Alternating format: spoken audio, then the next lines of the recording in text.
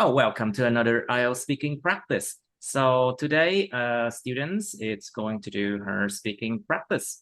So, yeah, tiny cat. So, are you ready?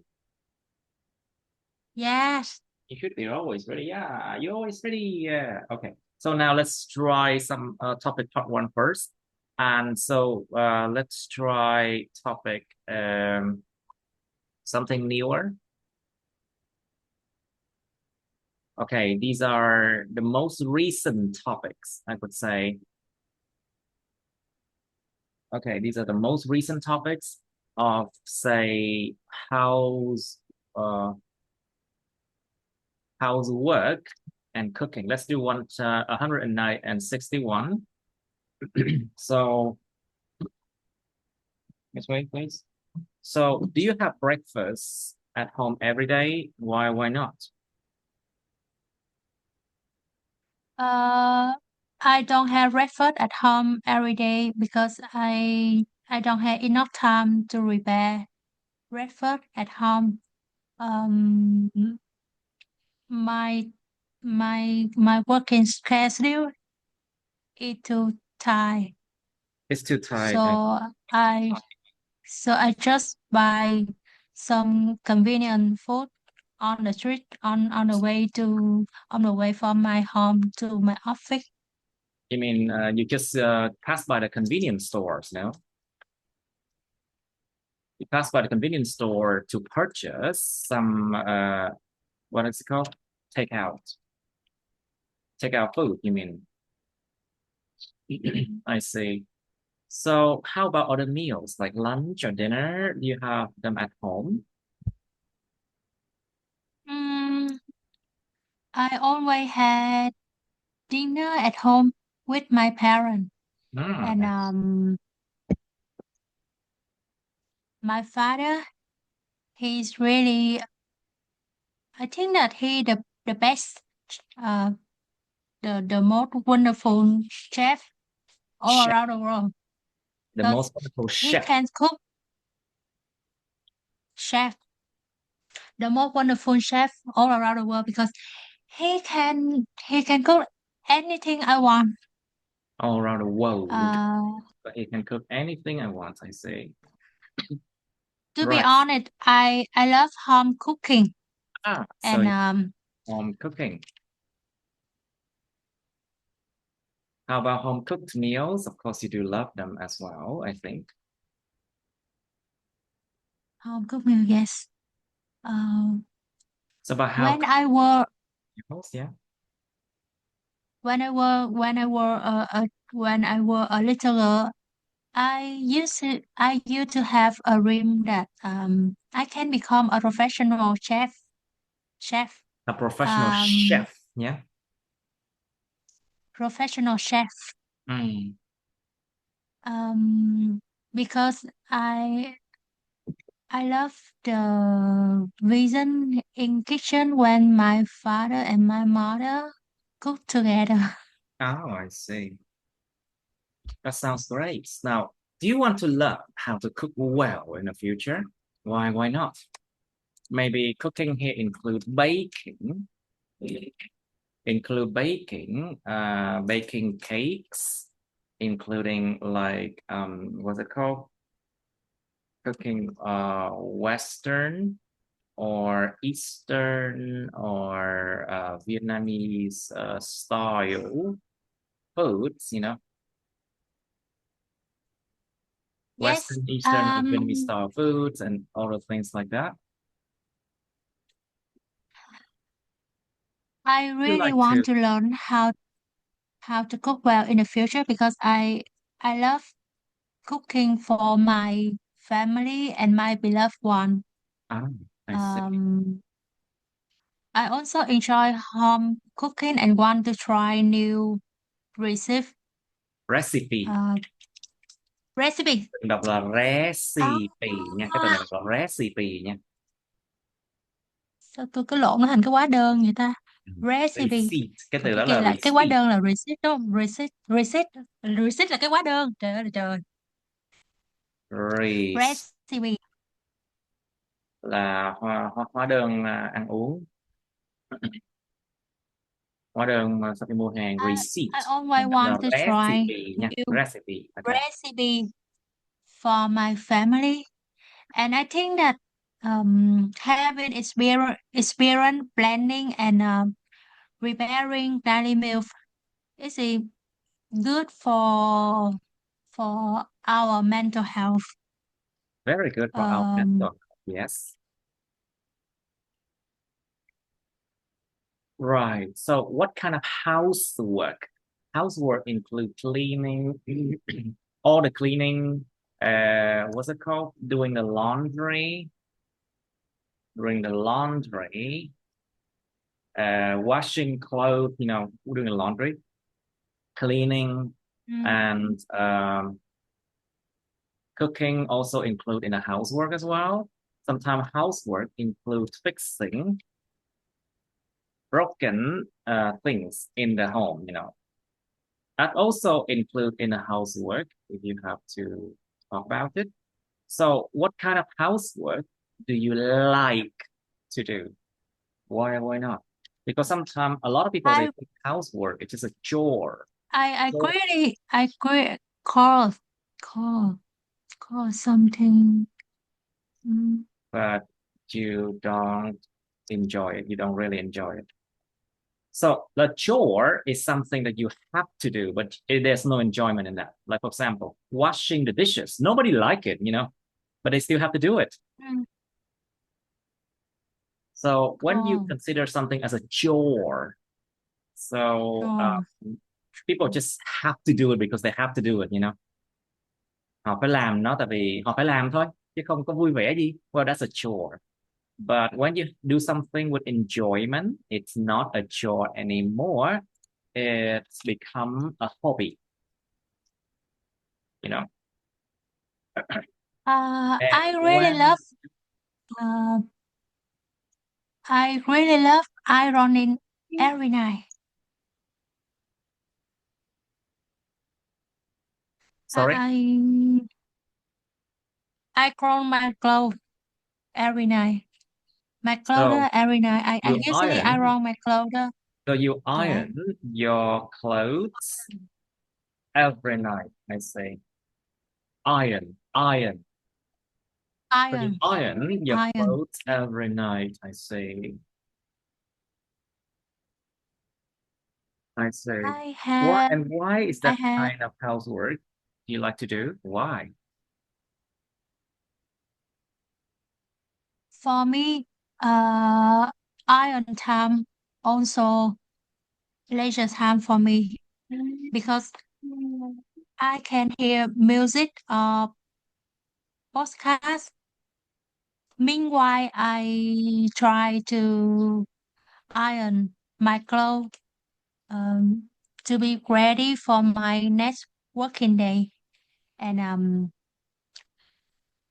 I had to I had to steam cái bàn ủi hơi nước gọi là gì ta? Steam iron đúng không ta? Theme. Steam.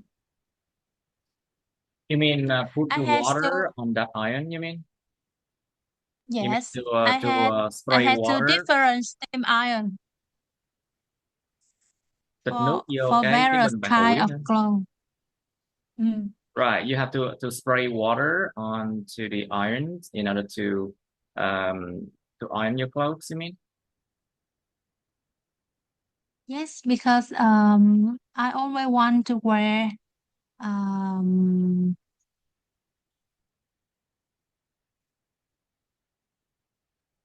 I want to have good looking in other eyes. So You always want to I love look iron. good in other people's eye, in other people's eyes. Trong con mắt người khác. Yeah, you always want to look good in other people's eye. So that's why I enjoy ironing my clothes. Let's just say that. So, So I think did you do housework yes, when you were young? Let's talk about the yes. time when you were younger. Like, for example, when you were a teenager, when you were like 18 years old, something like that. Think I about knew those. how to cook when I was just only 11 years. And Yes. I can I can do most of housework in I our can do family most of the from housework. Yes. from laundry, washing this, Washing dishes. uh, and also cooking And also to because say, I had to stay at home alone I see you when have to I stay at was home in alone. I education see. alone, Alone or alone. Careful. I have to stay at home alone. O-N. alone, Alone. alone, Alone. Alone. alone, Alone. O-N nó phải dài ra nha. Alone. Hơi điệu chút xíu. Alone. alone, alone. I have to stay at Mm, home alone. So I see. Right, right. Okay, that's a part. These are part one. Maybe we should do another one.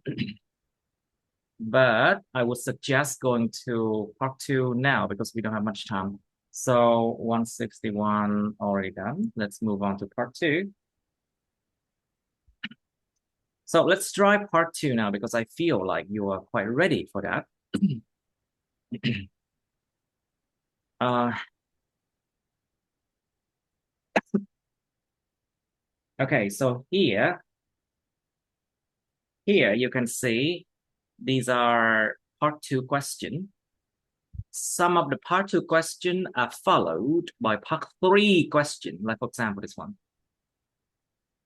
And remember, part three question are always related somehow to part two question. So part two, you have to be very careful with these, what you should say, Stick to that because you have only 2 minutes maximum to talk about something. And I told you already. So basically, if you exceed the time, it's fine. They will stop you and then they will ask you immediately part three questions because there's going to be so many people taking the exams waiting outside at the door. So in the exam room, so don't worry if the examiner stop you because if they stop you, it means that they have heard enough to give you a grade. Okay. So for part two, just be very careful with the verb you use. Is it in past tense, present tense, or future tense? Okay. So one thing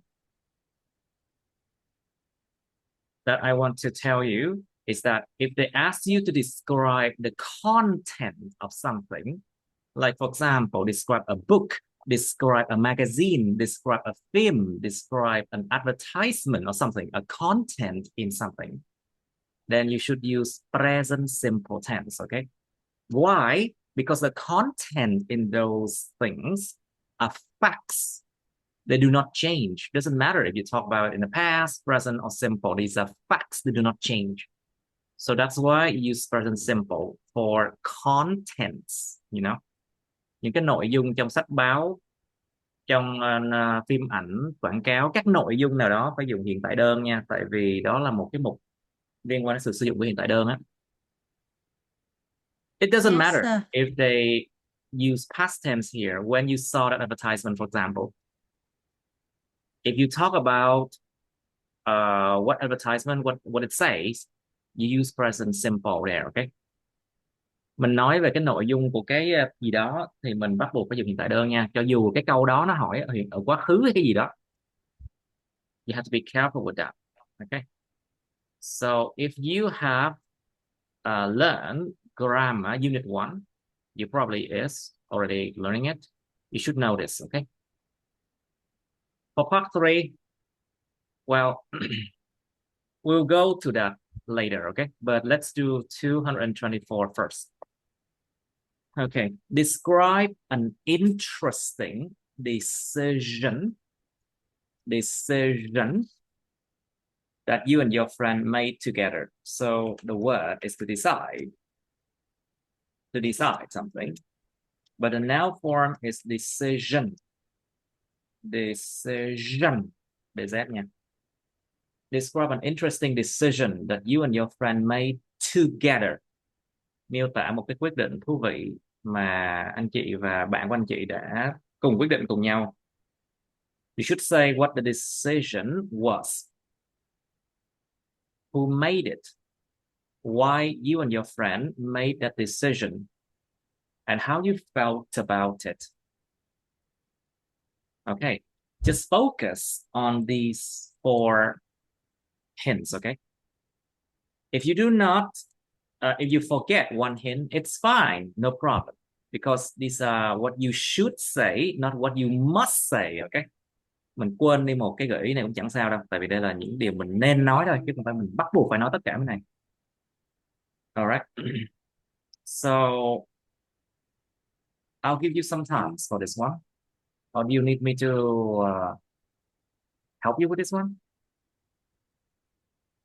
Would you like me to help you with this one? You can think of that yourself. Time for preparation. Time for Yeah, for preparation for this preparation. For question, right? preparation. Prepare. Prepare is the verb. The noun is preparation. Preparation. Preparation. Preparation. Không phải là preparation đâu nha. It's preparation. Preparation. Okay. Preparation. Preparation. Prepare. Prepare. Preparation. Preparation. Preparation. Preparation. Preparation. Preparation. Preparation. Okay, so I'll give you some time to prepare for it, okay? Right. One of the most interesting and meaningful decision I met with my close friends were to create a social media community on Facebook, namely we call it Saigon Gift. Bạn cần tôi tặng. It means you need, I give. You need something, I give it. The idea started from our conversation about how we can reduce Reduce. The idea started from our conversation when we discussed about the way how can we reduce with the word waste. discuss. Discuss something, not discuss about something. Okay. Discuss something. Không có giới từ. Nó có 4 cái từ mà nó liên quan cái chuyện bàn luận á, nó không có giới từ about mà người Việt có dính hoài luôn á. Discuss something, argue, discuss something, suggest something, something I remember. Debate, okay, đúng không? Debate cũng đâu có giới từ. Debate something, exactly, debate something. Tranh luận rồi thảo luận cái gì, cái từ đó đó đều 4 cái từ đó có nghĩa là vậy đó, mà nó không có giới từ about nha. So we discussed. Cẩn thận với cái động từ nha. Okay. We discussed the way how we can. We discussed the way how we can reduce. We discussed waste stuff. The way how we could. We discussed the way how we could. We discussed the way how we could reduce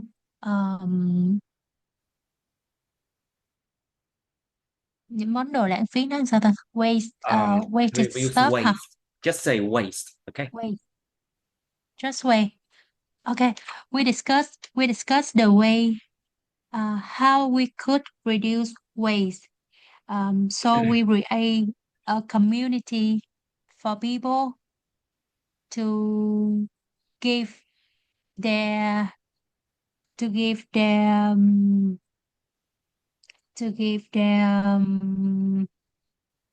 item for order.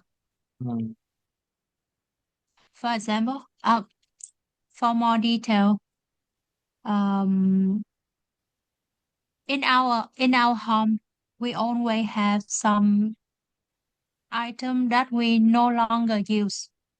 For example, books, clothes, Clothes. Clothes. furniture, clothes, Clothes. Or furniture. clothes, furniture, Con đếm được nha. Or furniture.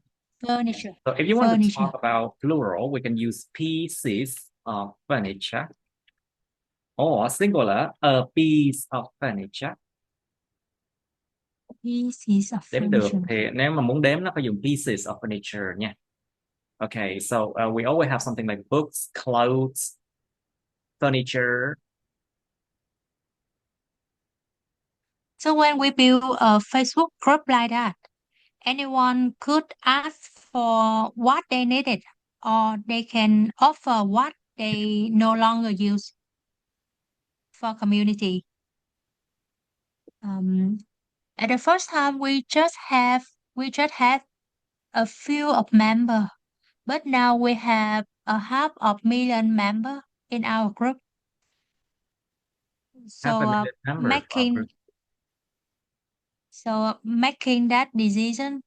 Making the decision. Decision. So making decision. Making great decision with my friend. Okay, Taught it's me good that. enough, I think. Okay, that's good enough. Would you like to redo it? Because that was like nearly 5 minutes. Okay, we have only maximum 2 minutes for that. Okay, let's do it again. Can you describe an interesting decision that you and your friend made together? Stop. One of the most interesting and meaningful decision I made with my girlfriend was to create a social media community on Facebook. We call it Bạn cần tôi tặng, Saigon Gift. It means unit I give. The idea started from our conversation when we discussed the way how to could reduce waste in our home every day. In addition, in our daily life, we always have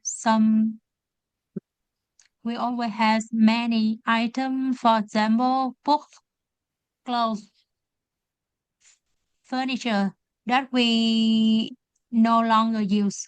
So we create a group where people can ask for what they needed, or they can offer what they have for community.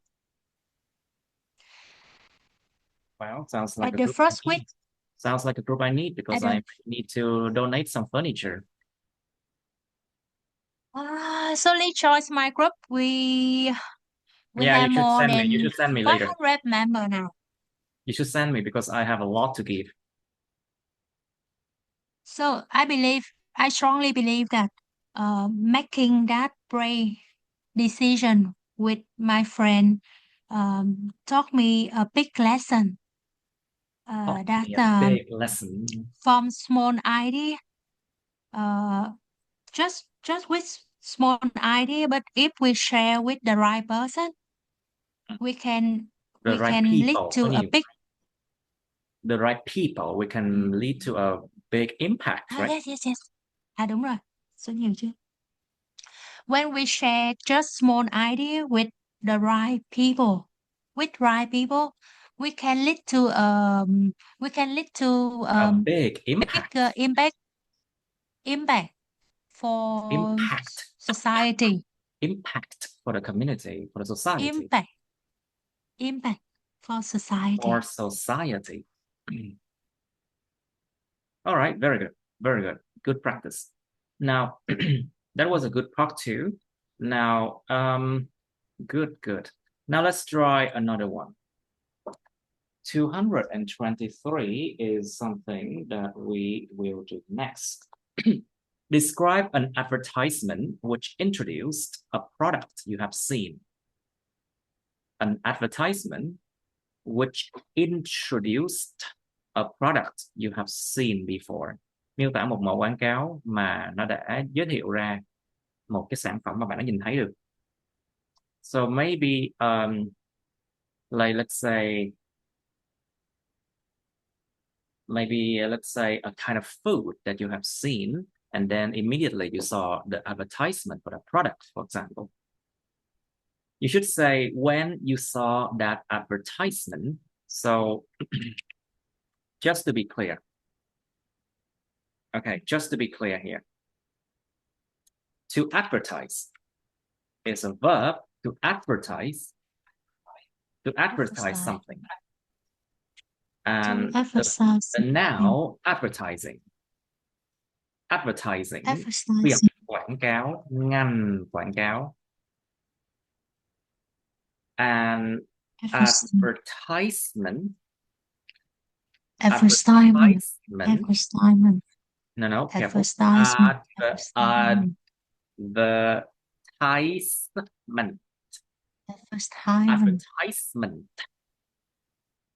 Advertisement.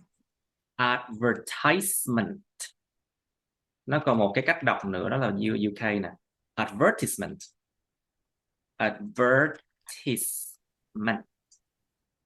Đó là UK á. So this one is US spelling. Advertisement or advertisement. Mẫu quảng cáo. So, all right. So when you saw the advertisement, what product it was? Oh, so about the word product, I want to make clear that to produce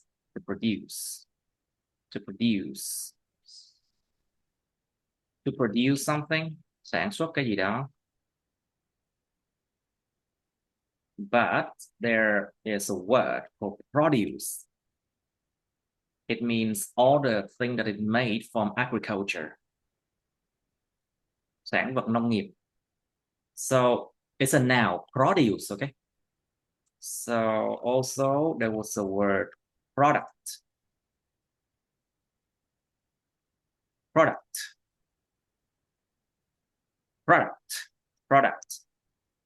Sản phẩm. Product is an umbrella term. Nó là một cái khái niệm bao trùm, những cái dù đó, umbrella term, một khái niệm bao trùm. So product is an umbrella term that includes everything that is made from either agriculture, from the homes, from factories, from the lab, from everything that is produced, that is called product, okay? Sản phẩm, cái chữ product đó là một cái phạm trù bao trùm tất cả những thứ được làm ra từ phòng lab, từ nhà riêng, từ xí nghiệp, nhà máy, từ tất cả những nơi. Nhưng mà produce nó chỉ là sản vật nông nghiệp thôi. So produce are only the thing that is made from, let's say, the fields, the rice field, for example. From agriculture, like fruits and vegetables, meat, eggs, candies made from like agricultural products, something like that. Now, so what product it was, when you have seen that product, and how you felt about it. And remember, you are only allowed to look at part 2, the cue card, you know, but you are not allowed to look at part 3 or part 1. So immediately after you're done with part 2, the examiner will ask you immediately part 3. And you have to discuss in more details the topic of part 2. For example, where do people often see advertisements? You need to talk about the places, like for example, in elevator. For example, elevator. Or sometimes in escalator. Thang cuốn. Escalator, you can often see them escalator in shopping mall, you know. And you can also see, what's it called? Public buildings. public buildings, you see advertisement a lot. And also on TV, on social media, on social media, on radio, on billboard. Billboards, exactly, billboard, những bảng biểu quảng cáo. On billboards, on the internet.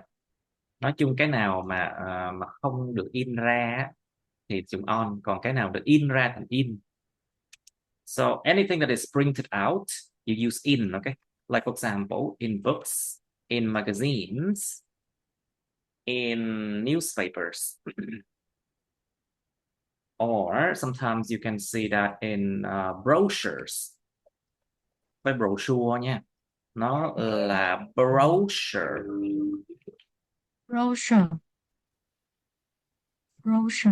This is pronounced like brochure. Brochure. Brochure. Brochure. So okay, what is it? brochures. So what is different? What is different between brochures and leaflets? Leaflets are very small one, like only a piece of paper, you know. Cái tờ bướm, tờ rơi nó chỉ một tờ thôi. But brochures, they can be like 20 or 30 pages, something like that. It's thicker, you know, nó dày hơn nhiều. Brochures, tập san quảng cáo, tập san quảng bá sản phẩm. Like brochures are actually thicker. It can contain up to like 20 or 30 or even 40, 50 pages to talk about the products of a company, you know. But a leaflet is actually only 1 page, maximum 2 pages, I would say. There's a booklet or pamphlet as well. So yeah, just brochures. Brochure. I haven't seen the word brochure in English, really. Just brochure. Brochure. So sometimes the phonetic script can be wrong, you know. Not all the time, not all the time dictionary are 100% correct, you know. Sometimes you have to see what is common, you know. It's brochure. Brochure. Okay. Now, in leaflets, in what else? In books, in cái nào được in ra thì là dùng in hết. So on TV, on social media, on radio, on the internet, on TikTok, on Facebook, on YouTube, on whatever. Okay, and you also need to think about where people often see it most. Con người ta nhìn thấy những cái màu quảng cáo đó nhiều nhất ở đâu? You need to expand on that idea of where, you know, like why people often see advertisement in those places. Like for example, in elevators or escalators, people have to stop there. They cannot go anywhere while the elevator or escalators take them to wherever they need to go. So that few seconds is enough for them to look at advertisement, you know. Tại vì ở những cái chỗ như là thang máy hay thang cuốn, con người ta phải bắt buộc phải dừng lại. Bắt buộc phải dừng lại để mà cái thang đó nó đưa họ đi thôi. Nhưng mà trong vài giây dừng đó họ sẽ chú tâm vào những quảng cáo này nữa. Those are examples, you know, the reason why. You need to explore that. Now, what are the benefits and drawbacks of advertising? So this one is advertising. It is the let's look at this one. The now advertising is the business of trying to persuade people to buy products or services. Ngành quảng cáo là một cái dạng doanh nghiệp mà ráng thuyết phục con người ta mua đồ hoặc là dịch vụ. So advertising, lợi ích và tác hại của ngành quảng cáo là gì? So việc quảng cáo. What is the benefits and drawback of advertising? I can give you some examples. Of course, it helps sell products, you know. Surely, it helps sell products. Nó giúp bán được sản phẩm. It helps sell products, and of course, So it will boost the national economy. it Uh, boosts the national. Cẩn thận. national economy. So nation, Uh, national, na- national. nation, national, nature, Mm, natural. Okay, just be careful. nation. Nation Nation. and national. National. Yes. National. And then National. nature Nation. and natural.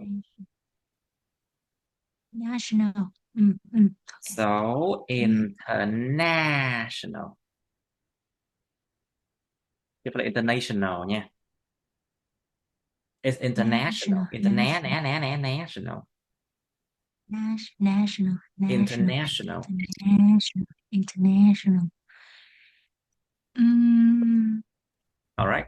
So it boosts the national economy. Yes, it does. But National also, economy. it can harm the bank balance of many people. Nó có thể gây hại cho tài khoản ngân hàng của nhiều người. Well, yes, because they will keep on buying many products they don't need, because people keep on purchasing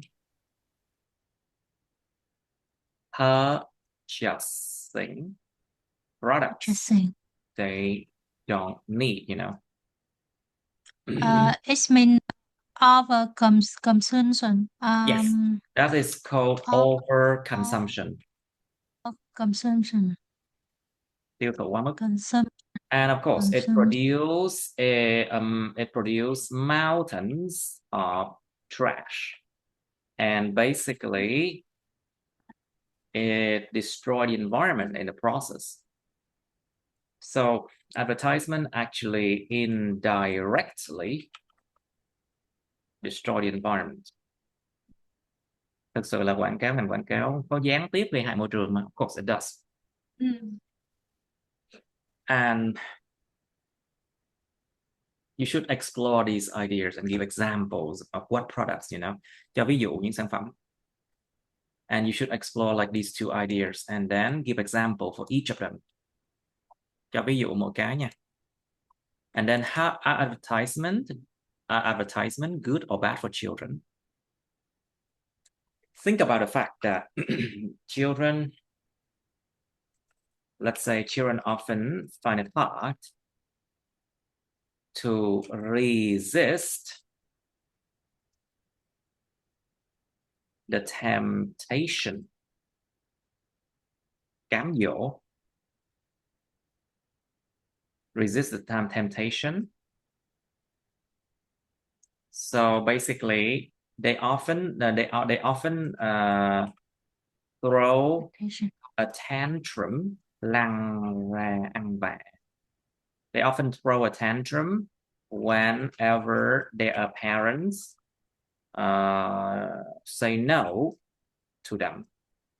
Whenever they want something, and then their parents say no to them, they often throw a tantrum, and that is bad, you know, because it makes it harder to educate them. Khó dạy hơn, chính xác luôn á. It makes it harder to educate them. Cái temptation nó cái cám dỗ đó là mình dùng trong mọi tình huống, kể cả là về mặt đời sống tình cảm hay nào kia luôn à? Tất cả mọi tình huống.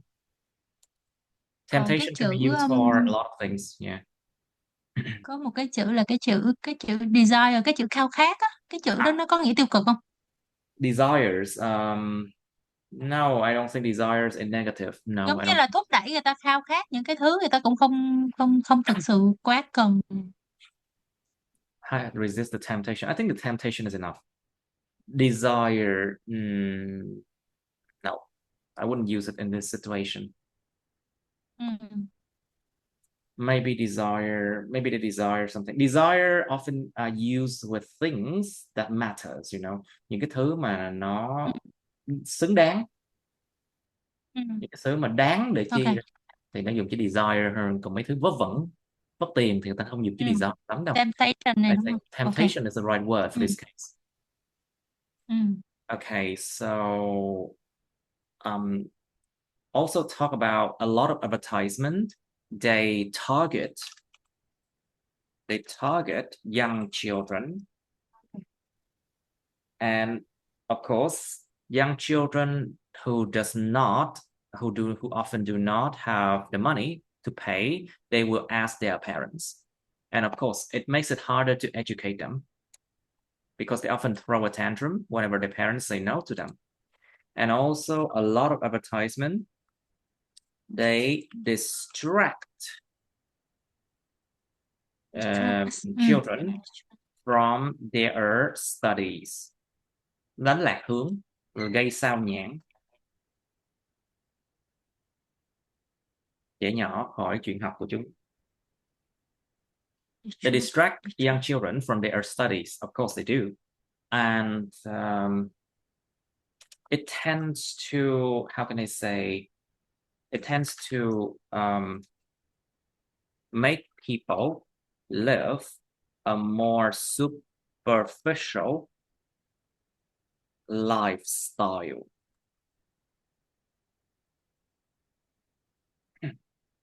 Nó làm cho con người ta sống cuộc sống mà nó nông nổi bề mặt hơn và gọi là nông cạn hơn. Superficial.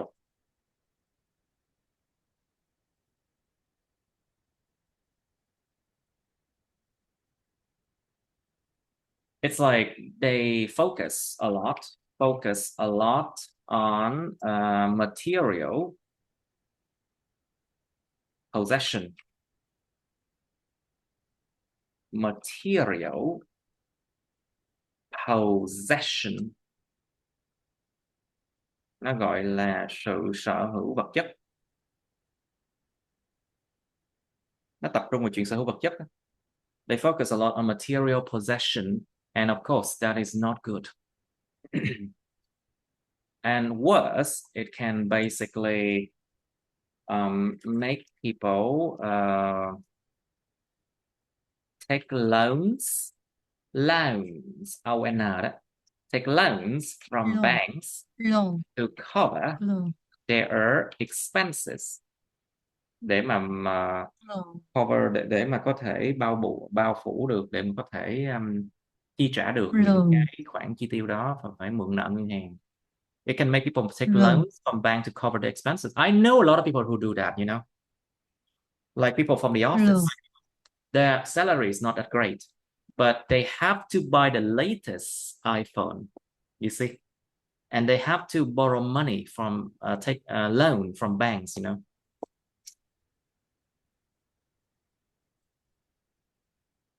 That is bad. Of course, that's super bad, because those things I talk about basically can be applied to adults too, Mấy thứ vừa rồi mình nói là nó có thể áp dụng những câu cuối được luôn cho người lớn luôn á. How does advertising affect people? Chuyện quảng cáo ảnh hưởng con người thế nào? Well, let's just say it keeps people in a vicious circle.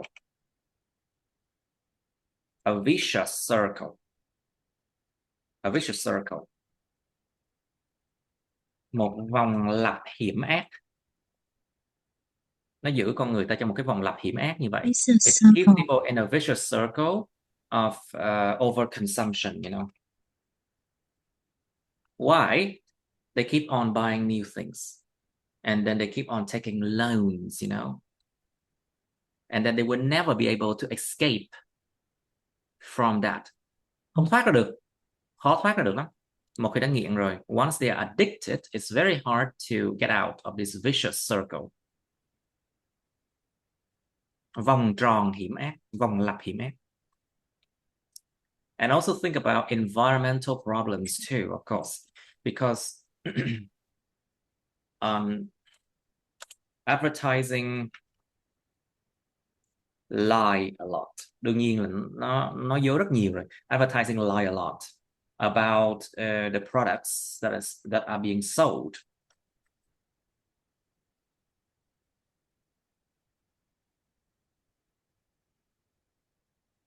So of course, it can play a role.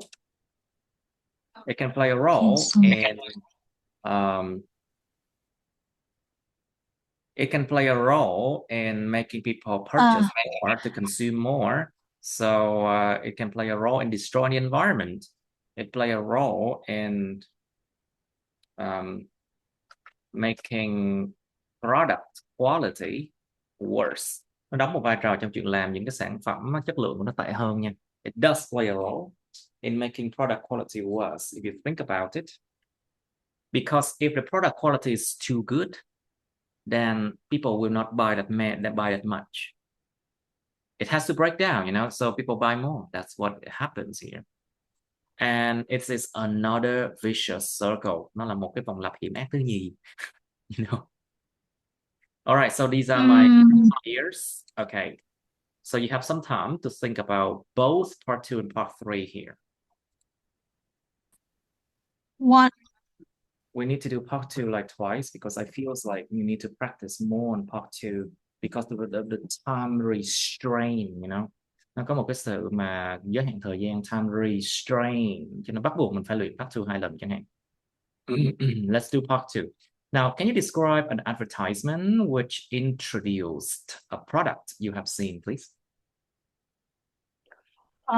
One impressive advertisement which I saw and still remember clearly until now was Milk One from popular Vietnamese dairy brand called Vinamilk. Yes, of course, Vinamilk. I saw it on TV 6 or 7 months ago. Six or seven. Six or seven. Six. Có âm S nữa nha. Mấy bạn hãy quên này. Six or seven months ago. 6 or 7 months ago, and after that, I still saw it several times on a YouTube channel. That advertisement was promoting the new fresh organic milk. Organic milk. And organic milk. Organic những âm hai nha. Organic.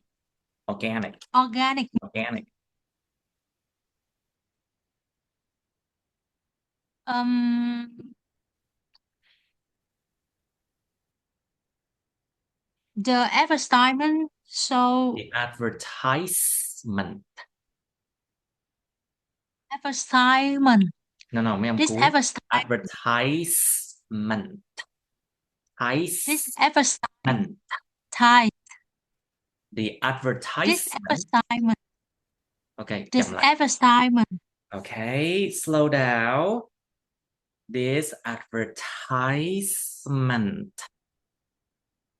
This advertisement. This advertisement. This advertisement. Nó vẫn thiếu âm cuối hoài ta. This advertisement. This advertisement. Đúng rồi, cái từ này phải đọc lại hồi nhiều nha. Advertisement. This advertisement. This advertisement show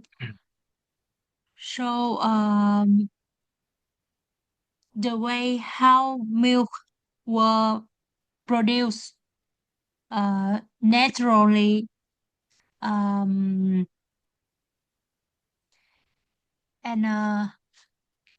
their slogan it focus on the the happiness we have when we use clean milk. They emphasize that Mhm. clean milk is the start of our healthy life. Okay. I remember this advertisement because it gave me It a gave lot of me a lot of it gave me a lot of peaceful feeling. Peaceful feeling. peaceful. Peaceful. Peaceful. Peaceful. I'm swearing. I'm full. Beautiful. Peaceful. Peaceful. Peaceful. Peaceful. Peaceful. A lot of Peaceful. peaceful feeling. Mhm. Peaceful feeling. With image of happy cow on a spring field. And also cows with something shining above their head, you know. Những con bò có cái gì đó sáng sáng trên đầu chúng. Well, I saw that. I remember that, you know, because basically in reality, things are not very bright and shiny like that, you know. Of course, cows die. Anyway, let's do part 2 again, shall we? Okay. Can you describe an advertisement which introduce a product you have seen? Let's do it again. Start. One impressive advertisement which I saw and still remember until now clearly was a meal one from a popular Vietnamese brand called Vinamilk. I saw this advertisement on TV during the time I had dinner with my parents. During the time I had dinner with my parents. I had dinner with my parents. This advertisement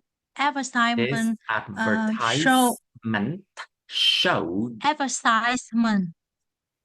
this advertisement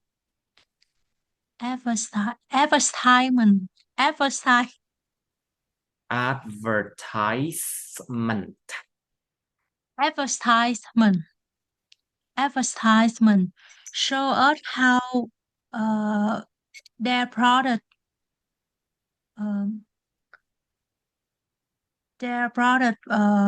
was made of were made of.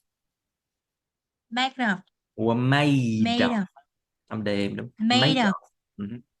Được tạo thành từ cái gì? Were made of. Yes. Made of. Their slogan was the slogan. It's slogan. Here. Âm Âu nè. Đó. Slogan. The slogan.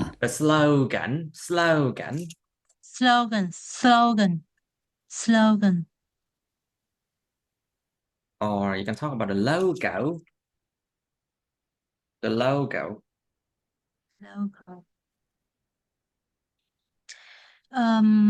Their slogan is their slogans was simple but very thoughtful. It's emphasized that using clean milk. Using clean milk. Using clean milk. Using clean milk. Using clean milk. Milk. Using clean milk. Yes. Using clean milk is the start of our healthy life. It's the start. It's the start of our healthy life. It's the start. It's emphasized that using clean milk is the start of our healthy life. Mhm. And I love this advertisement because it gave me peaceful feeling. Gave me a peaceful I feeling. uh,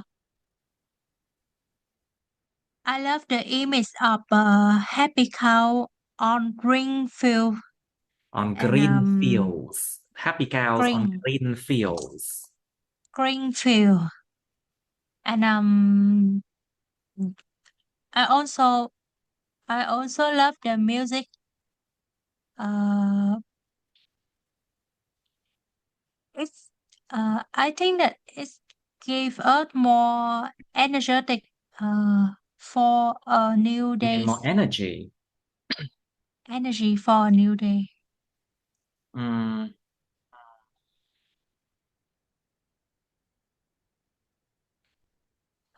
From this advertisement, from this advertisement, I realized that uh, I I realize realized that. that I realized that um, drinking milk is not always um, a good habit, but it's also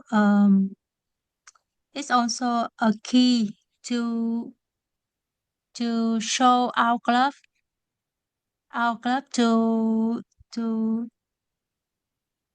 to ourselves, to our um, family members. To our family members.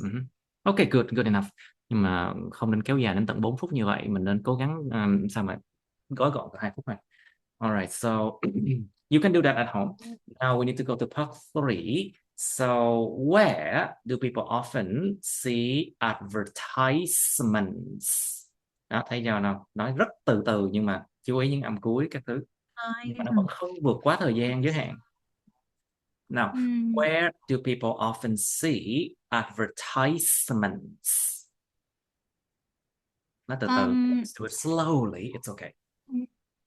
Nowadays, people can see advertisement on television, on billboard, on in in uh, in newspaper or magazine, Mhm. and in my view, I believe that one of the most tool One of the to most show one of the most important thing one of the most important channel to broadcast to advertisement broadcast. To broadcast. broadcast broadcast advertisement on social media. Broad, Broad, broadcast broadcast. broadcast Cho lên sóng nó có một từ broadcast nữa đó là to air. Cho lên broadcast sóng. To air.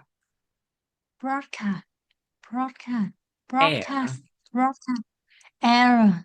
To air something. Mm, To broadcast something or to air something. Cho lên sóng cái gì đó. To air something. error. Mm.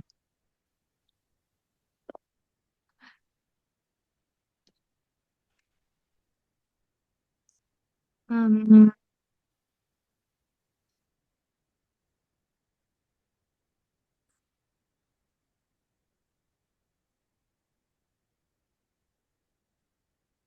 Would you like to start again? Now, where do people often see uh, advertisements? You mentioned newspapers, magazines, on social media, and you talk something about to broadcast. But why? Why those channels? Why those channels are important? the channel are important because that people now it seems like that people use smart device uh, most of the time, Most of the most of the time they have in daily life, and the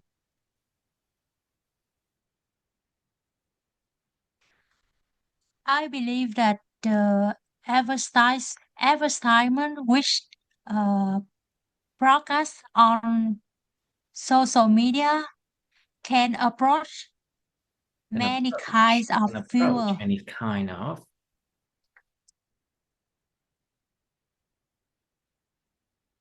For example, if you air advertisement on TV, this one may be approach It might be people able to in reach. specific It might to be reach, able yes, to reach. Cái từ to phù hợp reach, là đạt được tới. To to reach reach audience. Not the audience, không phải audience. audience. Audience. To reach audience in specific timeline. Specific. Specific.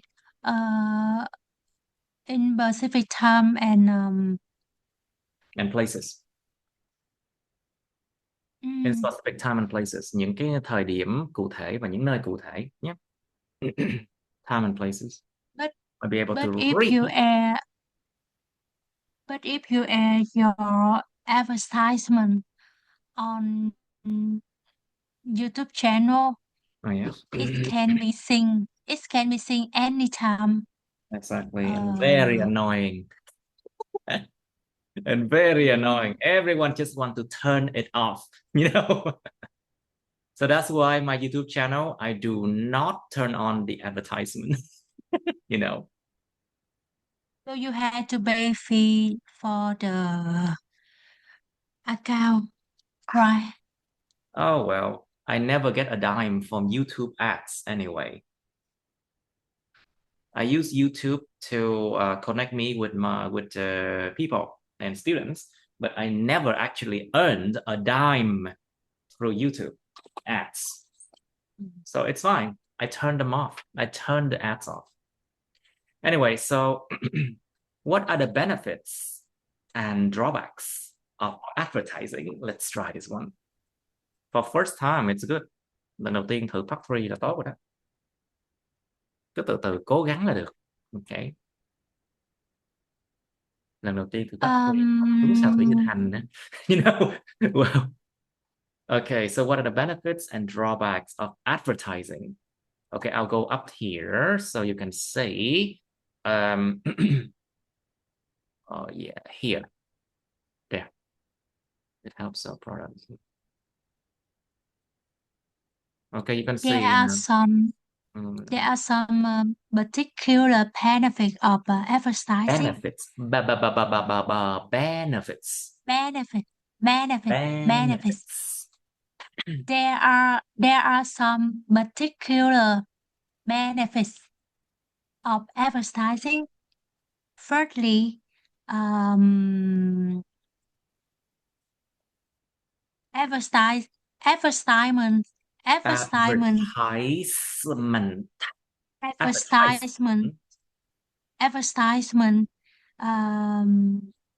can give new information for customer.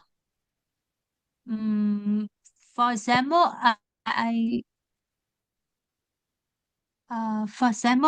advertising can help people learn about new product, new service, and new services. So new products, new services, or something they might need. Something they might need, but they don't need it right now. So of course, it helps a lot of companies. Moreover, advertisement encourage people to buy products. encourage, encourage, encourage, Encourage. Encourage people to buy product. That's right. Encourage. Encourage. Encourage. Encourage. Encourage. Encourage. Encourage. Encourage. Encourage. Encourage. Nha, kéo dài. Encourage. Encourage. Cái chữ cơ này chính là con tim, cái trái tim chữ tiếng Pháp. Encourage làm cho con tim quả cảm, làm cho con tim muốn làm gì đó hơn, chính là khuyến khích. Đúng rồi. Nó có cái bài mà can the show đến Monker là chữ khơ này nè. Monker đó, cơ đó, con tim của tôi đó. Okay, so encourage. All right. Good. Encourage people to buy product. It may contribute to support national economy and create jobs for people. Good. Okay, now how about, okay, so it's great job for people, and let's talk about the drawbacks. You've talked a lot about benefits already. Let's talk about drawbacks. Yeah, qua phần bất lợi. One of the notable drawbacks. One of the most notable. One of the most. Đúng rồi. Okay. One of the most notable. One of the most notable drawbacks is advertising can make people buy a lot of unnecessary things.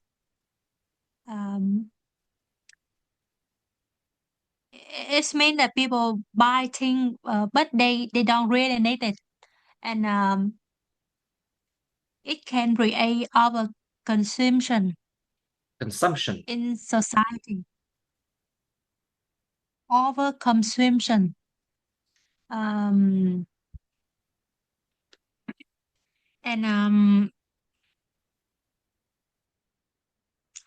some advertisement can give misleading information. Very For example, good. Misleading information. Very good.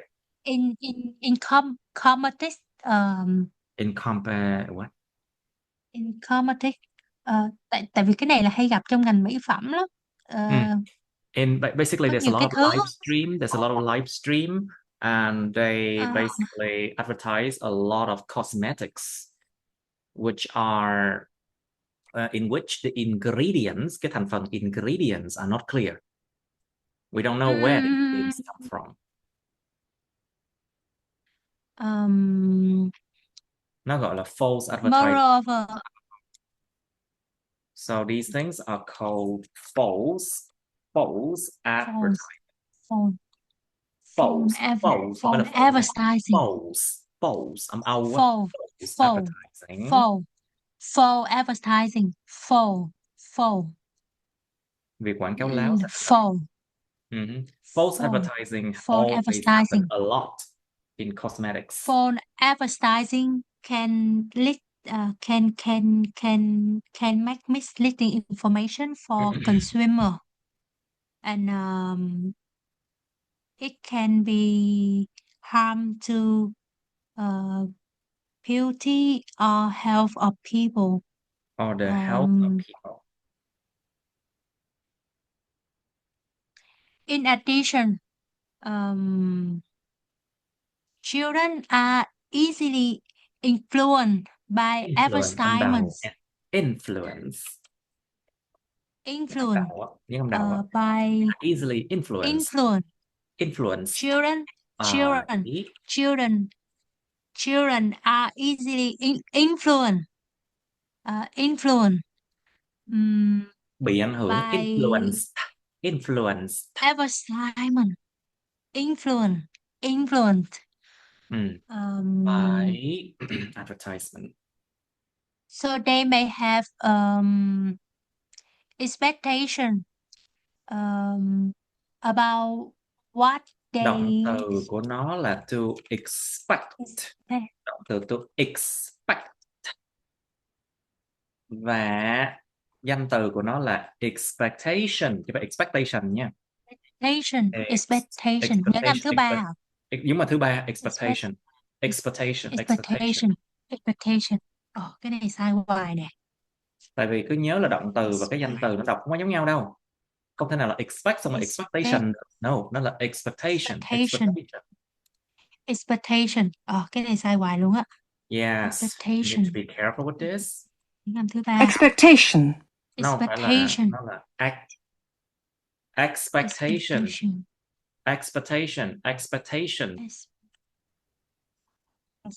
expectation. Còn cái động từ của nó là expect. Âm ịch nha. Expect. Nhưng mà Expectation. Expectation.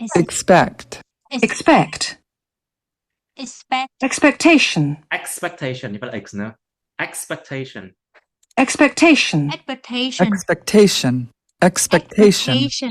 Very good. Expectation. Okay. So you were talking about expectation, yes?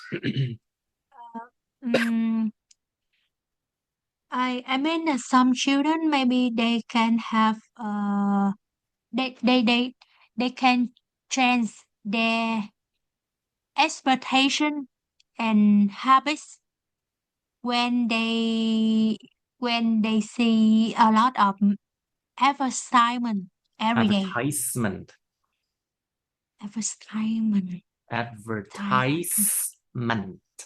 Advertisement.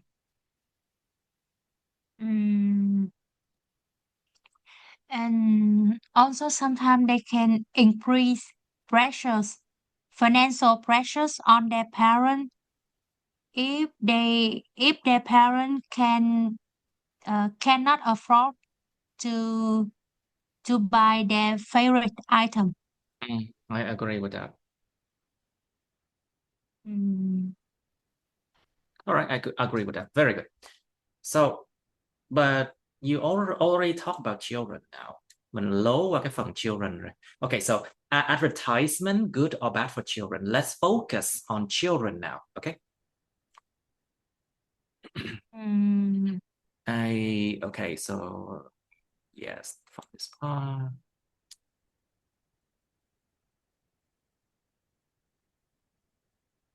On the positive side. On a positive side, on the positive side.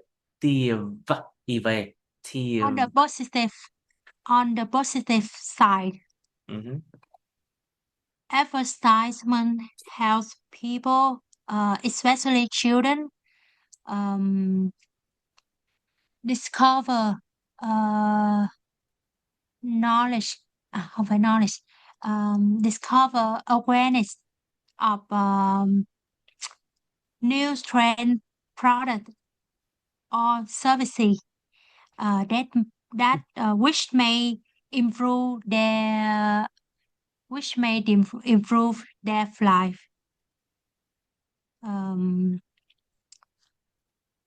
For example, some children can enhance their creativity when they see creativity. Có nhiều cái quảng cáo nó cũng sách Creativity.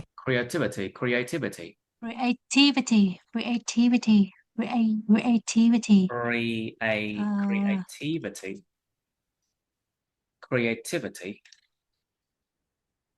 Sức sáng tạo của trẻ nhỏ, creativity.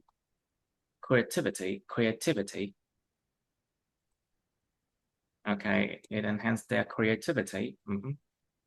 Không thấy cái gì là tốt luôn. And so they will see which one is better, yeah. However, advertisement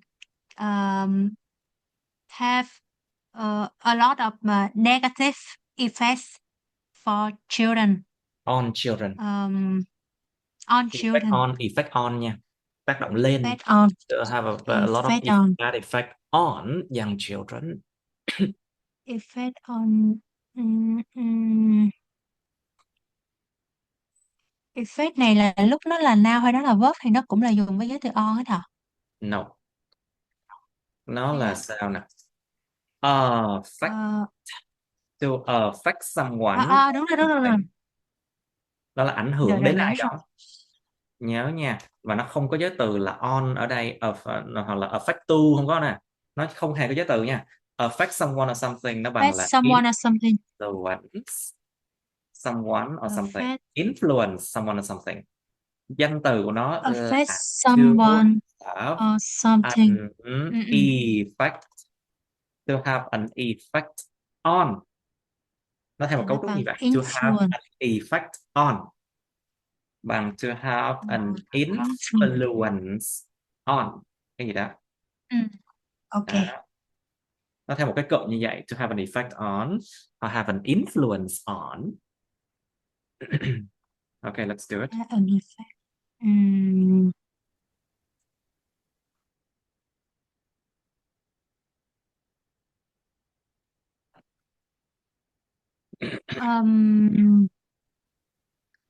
However, advertisement can have negative effects on children because it may create it may create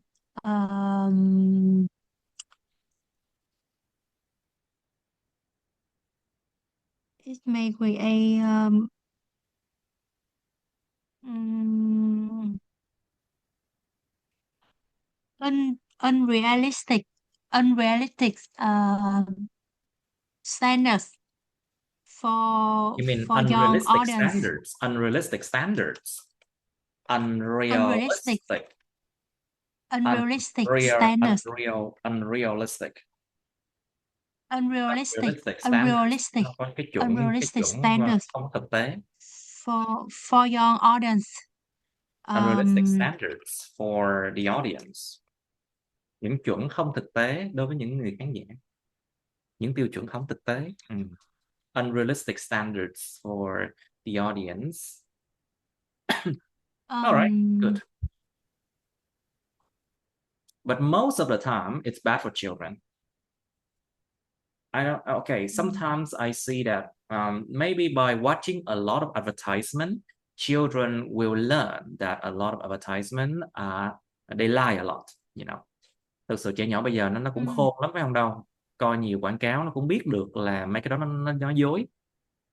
So they are able to see lies, you know, a lot of lies because they are used to that. Tại vì chúng nó quá used to, nó quá quen thuộc của chuyện đó rồi. You know, sorry for interrupting. Sorry for interrupting. Why you did not record this class today? I did. I'm doing it. You did it. Okay. It is recording, yeah. Okay. Don't worry. I remember. Don't worry. I checked that.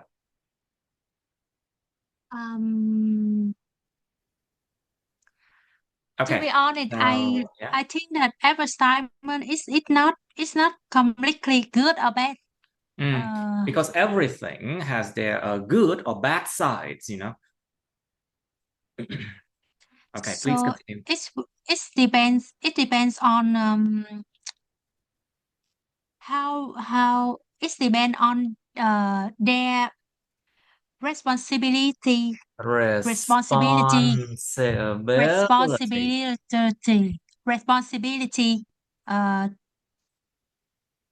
in their message to people.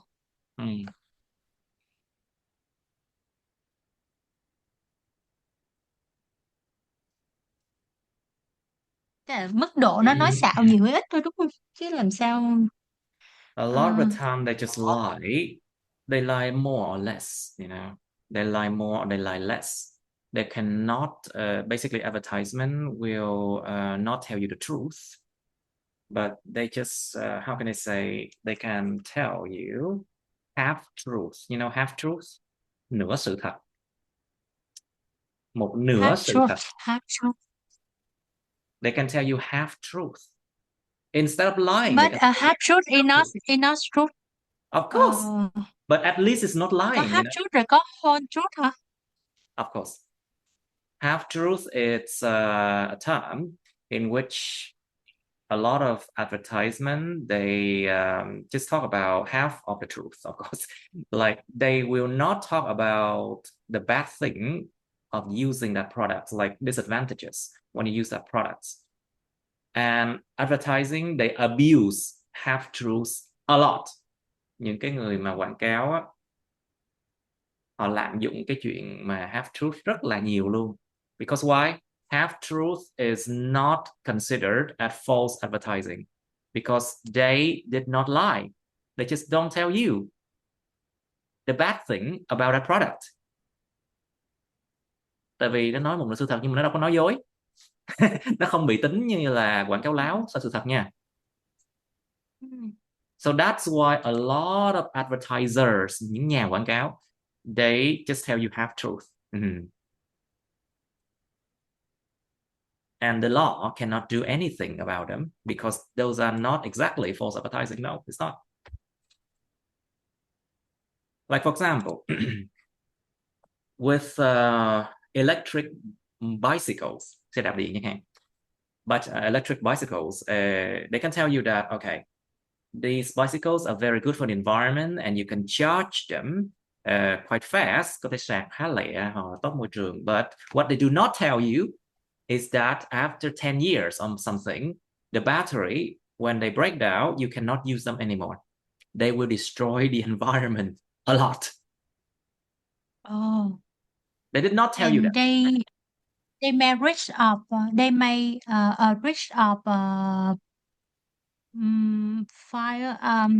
There's a risk of fire. There's a risk of fire. There's a risk of serious fire. Những cái vụ hỏa hoạn nghiêm trọng đó.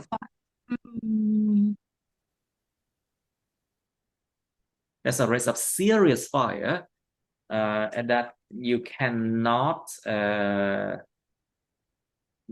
put it off with normal methods. Không thể nào mà dập được bằng những phương pháp bình thường nha. You cannot put it off with normal methods. Extinguish. You cannot extinguish. Dập lửa. You cannot extinguish or put it off with normal methods. Oh well, it's hard. Extinguish. Extinguish. Ghê quá. Say again. To stop a fire or to stop a light burning, dập tắt lửa, dập tắt một cái ánh sáng nào đó. To stop a fire or light burning. Extinguish. Yes, this is a fire extinguisher. Extinguisher. A fire extinguisher. A fire extinguisher. Yes. Extinguisher. A fire.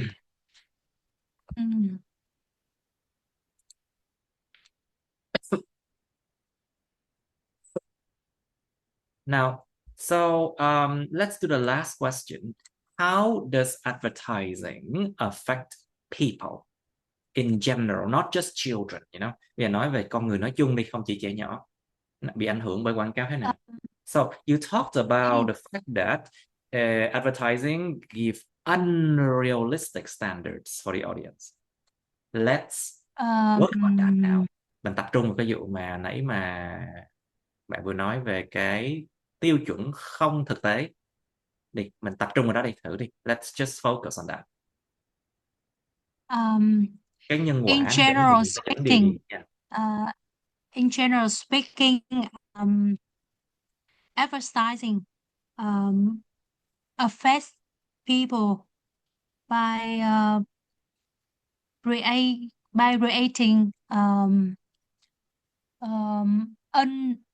unrealistic standards for them. For example, advertising advertisement shape how people think and what they buy and sometimes how they feel. Um, mm, it can be helpful if Phẩu phẩu phẩu phẩu phẩu phẩu phẩu, mấy âm xoa, mấy âm yếu hơn. Helpful it can phẩu be phẩu. helpful. It can be It helpful. can be helpful. It can be helpful when it provide good information, Yes. but it's also harmful if it just tell a half truth. If only tell you the half truth. If only they will tell you the half truth. Yeah. Like for example, right now, the government is telling people half truth. A lot of half truth. Of course, they didn't lie. It's just half truth. Đâu nói dối đâu. Chỉ nói là một nửa sự thật thôi. Rất là Ai cũng biết đúng không? Ai cũng biết đó chỉ là nửa sự thật. Of course, everybody knows. But we still had to follow their law, their regulation, because we are The people has the right to talk. The people has the right to protest against the thing that the government is doing wrong. Of course, that is in the constitution. Trong hiến pháp nó định như vậy rồi. Anyway, so let's talk more about that now. Unrealistic standard for the audience, something.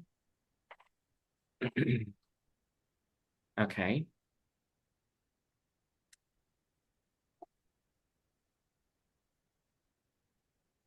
For example, advertiser, they may target people to with a lot of information to encourage them to buy luxury item.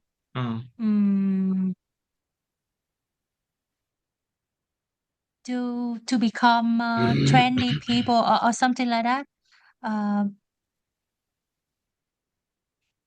But is it not? But this is not the real. Is it not? Is it not? But it's not. But it's unnecessary for their real life.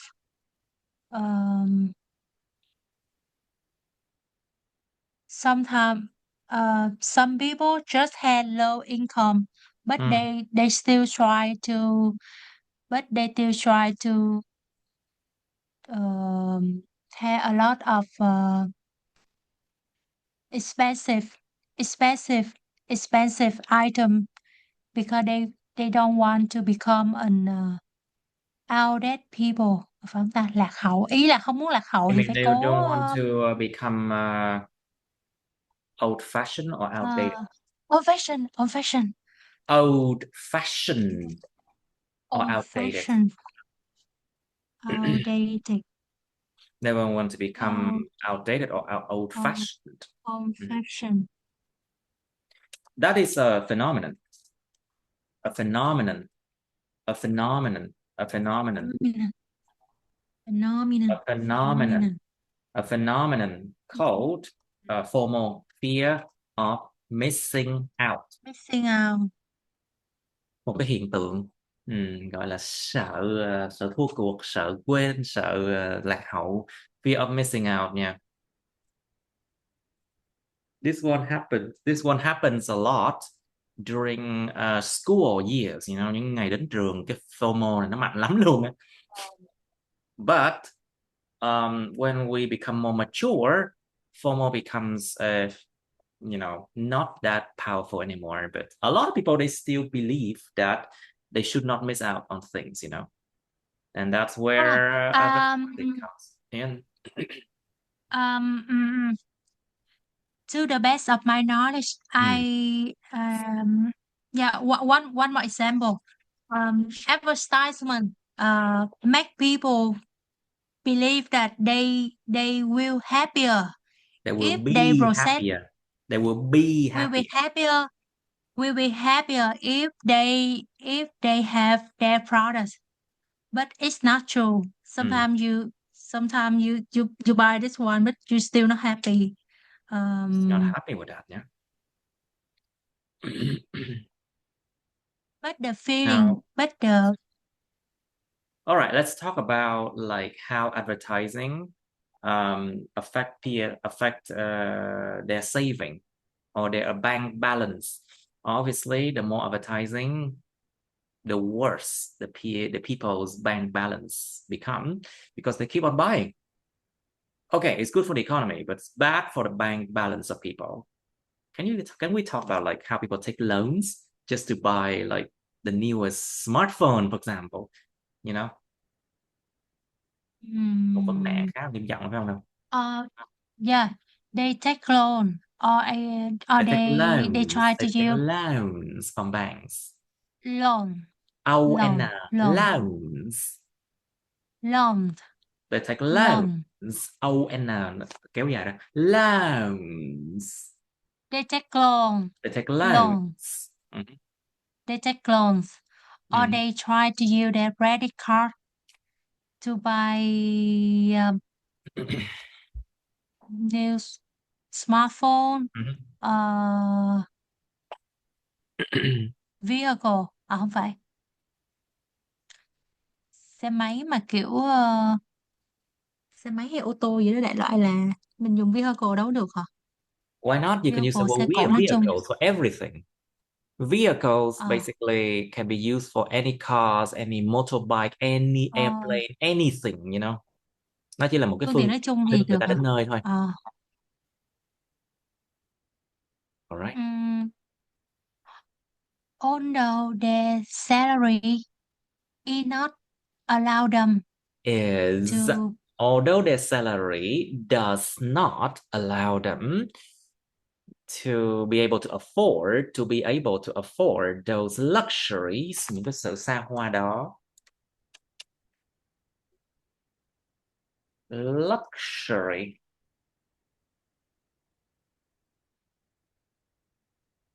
Luxury số nhiều cũng được. Sự xa hoa, đồ đạc xa hoa, trụy lạc, đồ đạc xa hoa sang chảnh. là high end product được không? Yeah, sure. You can use the High word high end premium. luxurious. Tính từ nó luxurious. Luxurious, luxurious, Nhưng mà cái danh luxurious, từ nó là luxury âm SH nha. Còn cái tính từ nó là luxurious âm DZ âm J. luxurious, Luxurious. luxurious, Luxury. luxurious, luxurious, Luxurious. luxurious. I observe some of my friends who have a lot of premium bag, túi, handbag, premium handbag, Premium but handbag. they don't have money in their banking account. Basically they owe the bank a lot of money, you know. A lot of people they owe the bank a lot of money.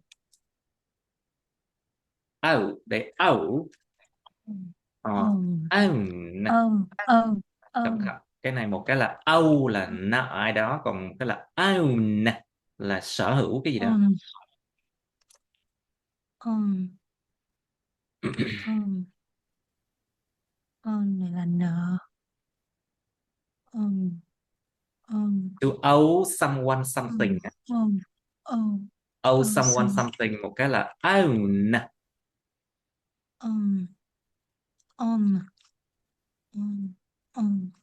Này là Owe someone something hay là own something.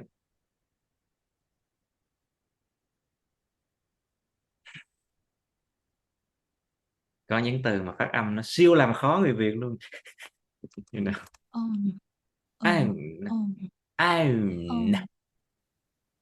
Own. Và Own. own. Một cái là own. Own. Own. Own. Own. Own.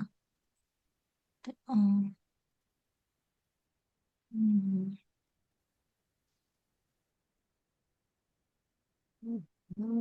All Own. right, please Own. continue from there. So you said you know a lot of people who owe the bank money, even though they own a lot of luxurious items. Own. Mm. Mm. We can use the word possess if you want. Possess, sở hữu. So, this is something. Mm.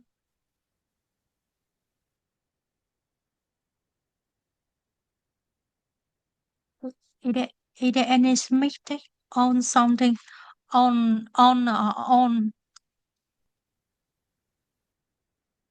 possess Possess. Possess. possess No, possess careful. này là đồng nghĩa với on something này hả, phải không, hay là Wait. No, chứ sorry. No. on Possess. Cái chữ possess là một cái từ mà possess nó trịnh trọng hơn nha. Nó mang cái nghĩa mà trong giấy tờ possess. hay xài luôn á. Possess, sở hữu. Ừ. Ừ. Ừ. Tài sản thì là possession đó hả? Đúng rồi, chính xác. Possession, sự sở hữu tài sản, sự sở hữu là tài sản nha. Okay.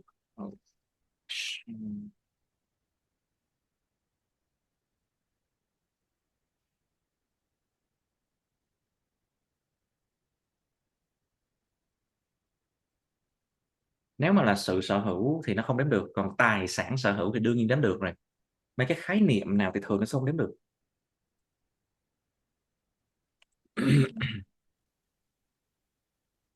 Possession. Possession. Ừ. Possession. Possession. Ầu, âm ầu. Possession. Possession. Own. You can see here. Possess. Possess. Possess. Nó là possess chứ. Possess. Possess. Possess. Nhưng mà cái danh từ của nó sẽ là gì? Possession. Possession. Possession. Possession. Possession. Nó là âm xoa, cái âm Possession. Possession. Possession. Possession. Possession. Possession. Possession. Possession. All right. Possession. Okay, please continue from the part when you talk about people owing the bank money, but they also possess a lot of luxurious items.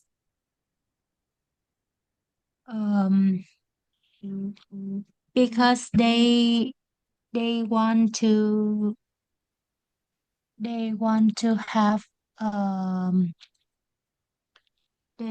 to have premium lifestyle.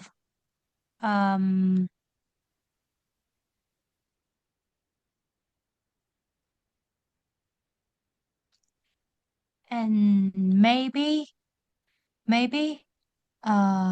the possession of high-end item can give them satisfaction. Satisfaction.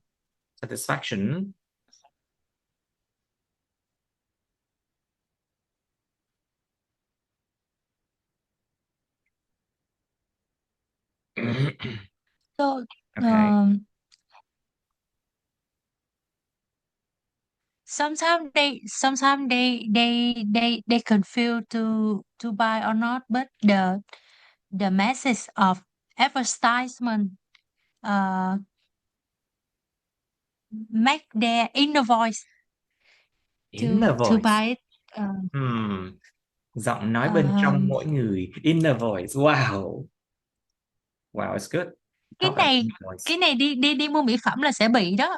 Tại Chắc vì thí dụ chắn. mua một món xong nó sẽ nói làm sao mà mình mua thành 10 món kiểu. That is called manipulation. Manus là bàn Ừ. tay, Many. thì là cái chữ manipulation. Manipulation nó có nghĩa là giống như là dùng bàn tay sai khiến nè. Dư Yeah. Manipulation, sự sai khiến, manipulation. sự sai khiến, sự sai khiến người khác, Manipulation. sự thao túng người khác, Manipulation. thao túng tâm lý. So basically then the verb is to Manipulation. manipulate. Manipulate. To manipulate something or someone. All right, what else do you want to say then?